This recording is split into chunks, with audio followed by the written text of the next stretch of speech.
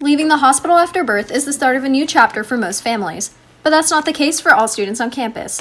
About 2% of the children in the United States are adopted, and only 26% of those children are adopted from other countries. At just a few days old, almost 13,000 miles away, junior Hannah Beeler saw her life take an unconventional turn. They found me when I was suspected to be like 2 days old, outside of a police station.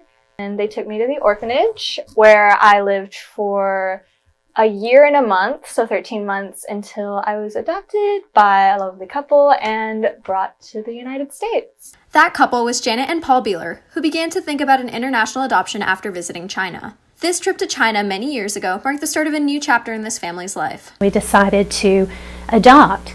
So the discussion was a lot of what happened in China with the one-child policy, and so many girls were being put into orphanages.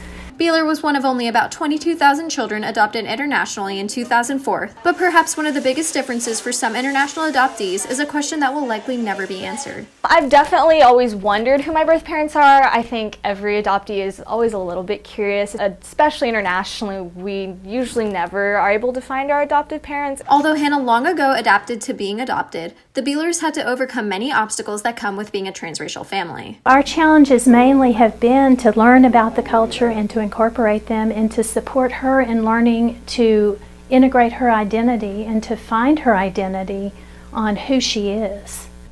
You kind of just feel like you're stuck in between two worlds a little bit. Sometimes you feel a little bit torn between the culture that you came from, that you were born from, and then the culture that you were raised in.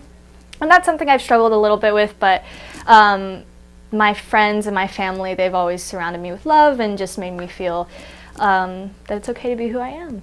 To get to this point, Hannah's parents did whatever they could to help her answer whatever questions would come her way. One of the things that we did was we joined a support group, play group with parents who look like us and who look like Hannah.